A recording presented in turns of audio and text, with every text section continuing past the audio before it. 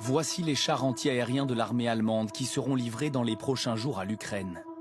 Des blindés vétustes, mais un geste symbolique pour Berlin, qui avait jusqu'à présent été timide dans son aide militaire à l'armée ukrainienne. Un soutien qui s'ajoute aux nombreuses livraisons d'armes américaines à l'Ukraine depuis le début du conflit.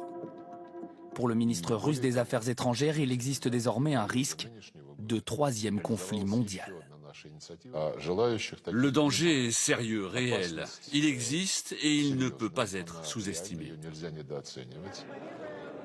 Une quarantaine de pays occidentaux sont réunis aujourd'hui à Ramstein en Allemagne. Objectif, décider d'une nouvelle tactique pour renforcer les défenses ukrainiennes. Depuis le début du conflit, les États-Unis ont déjà fourni à l'Ukraine plus de 5 milliards d'euros d'armes et de munitions. Loin devant la France et l'Allemagne, plus de 100 millions d'euros.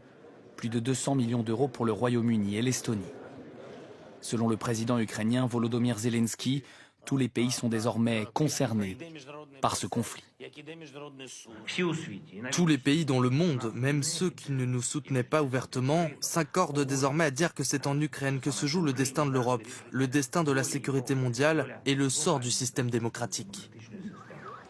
De nouvelles frappes russes ont eu lieu ces derniers jours à Kharkiv, dans le nord-est du pays, faisant au moins 5 morts et 9 blessés.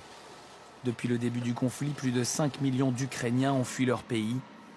Selon les Nations Unies, près de 3000 civils ont déjà perdu la vie.